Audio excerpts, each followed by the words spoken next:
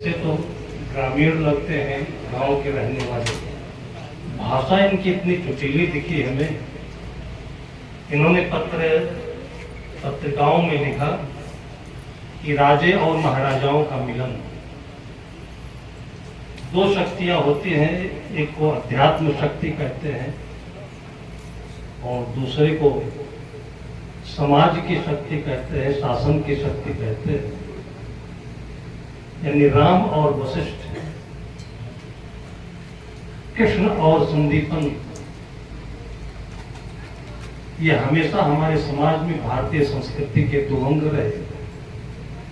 आज गुरु पूर्णिमा का पर्व हमारे यहाँ जो समाज शासन की शक्ति संत गुरुदेव जी के वातावरण में उपस्थित है।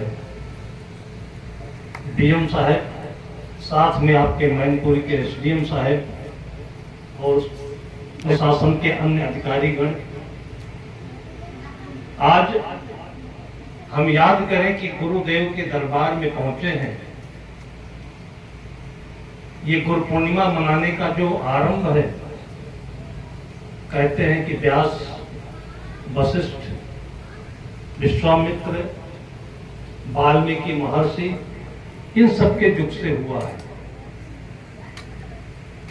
आज हम लोग बहुत छोटे छोटे संकीर्ण भावनाओं में बढ़ते जा रहे हैं। किसी को हम उच्च स्तर का बोल देते हैं, किसी को निम्न स्तर का बोल देते हैं, जिसमें किसी का नाम ब्राह्मण रखते हैं, किसी का शूद्र रखते हैं, किसी का ओबीसी रखते हैं,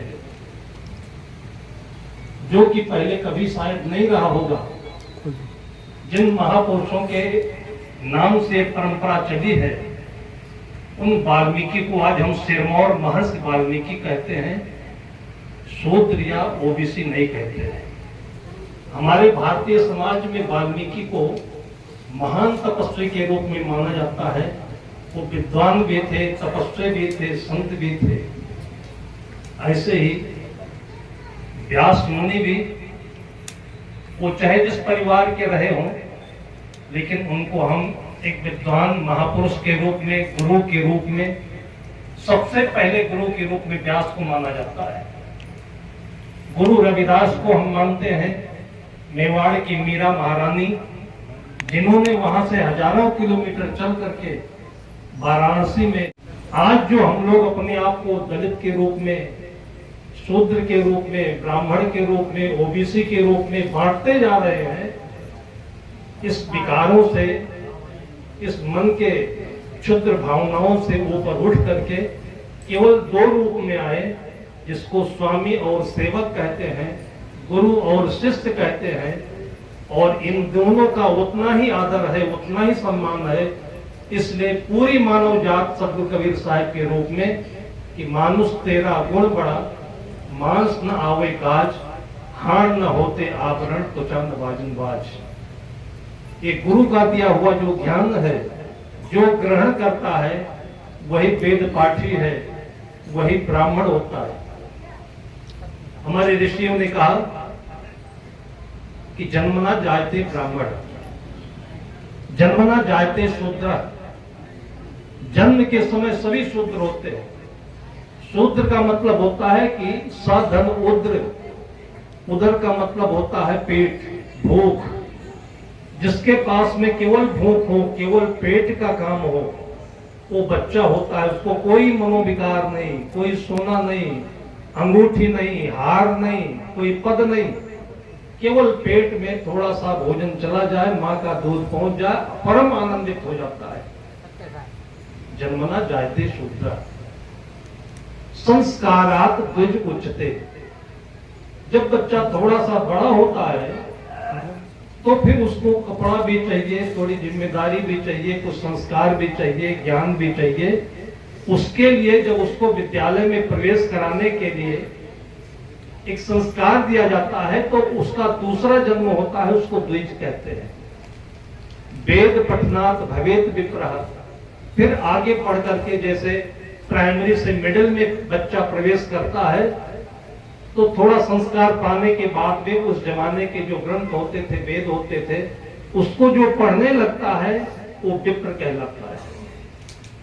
और उसके बाद जब वो रिहर्सल करके, स्वाध्याय करके, चिंतन मनन करके, प्रतिष्ठित हो करके और जब स्थिर प्रज्ञ होता है तो उसको ब्राह्मण कहते हैं। ब्रह्म जानाति तो ब्राह्मणा। केवल ये पद थे उस जमाने में। हम महर्षि वाल्मीकि को याद करें, उनके पद पर पहुंचे। सबको बराबर होने का अधिकार है। कोई भी व्यक्ति अपने को ओबीसी नहीं कहे, शूद्र नहीं कहे, दलित नहीं कहे, सभी ब्राह्मणत्व को प्राप्त करे। ये आज गुरु महिमा का सबसे बड़ा वरदान है। ये वरदान सबको प्राप्त हो। और यहाँ पर हमारे सामने आज बहुत अद्भुत व्यक्तित्व हैं। हम लोग समझते हैं कि कुर्सी पर बैठ करके आईएएस अफसर हैं, ऊंचे हैं, बड़े हैं, लेकिन वो एक सबकी आत्मा बनकर के हमारे सामने जो बैठे हुए हैं। हमारे एसडीएम साहब भी हैं, हमारे डीएम साहब भी हैं, अपने जीवन में साधना भी करते हैं, कर्म भी करते हैं। दोनों का कैसे समन्वय होता है, इसके बारे में संत गुरुजनों की बातें वाणी आप लोग सुनते रहते हैं। बड़ा अच्छा अवसर है। आज हमें एक सुंदर दोहन करने का समय मिला हुआ है ज्ञान के। हम निवेदन करते हैं अपने श्री एसडीएम साहब जी से कि अपने जीवन के अध्यात्म और कर्म क्षेत्र के अनुभवों से हम लोगों को लाभ देने की कृपा करेंगे। श्री एसडीएम साहब।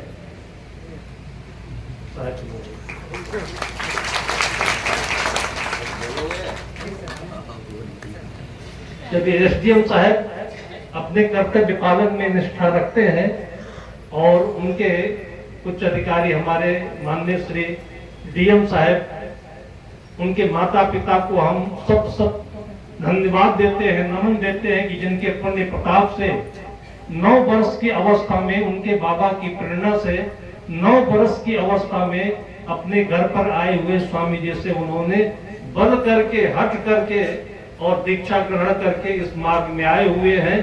अध्यात्म और कर्म क्षेत्र के प्रखर वेत्ता माननीय श्री अविनाश कृष्ण सिंह जी से हम निवेदन करते हैं कि अपने दोनों क्षेत्र के अनुभव को हमारे सामने हम लोगों को लाभ देने का महान कृपा करें। प्रशासनिक अधिकारी, एक आईएएस अफसर या जिला का कलेक्टर ही बोल रहा है। दोनों चीजें एक साथ जुड़ी हुई है।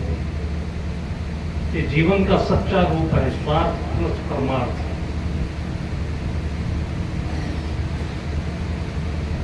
हम आप सभी अपने अपने कर्म क्षेत्र में कर्म के दिशाएं, रंग, आकार अलग अलग हो सकते हैं। जैसे दूध रखने के, दही रखने के, मिठाई रखने के डिब्बे, बर्तन अलग अलग होते हैं, लेकिन रखे गए सामान सभी एक होते हैं। ऐसे भीतर के अनुभव और बाहर के कर्म क्षेत्र की बहुत सारी बातें आपने इस विधान से रखी। ऐसा लग रहा है कि कोई संत व्यक्तित्व की मुख से वाणी निकल रही है। सभी को अपने जीवन में संत होना चाहिए, वाल्मीकि होना चाहिए, गुरु रविदास, सतगुरु कबीर, महामना व्यास होना चाहिए।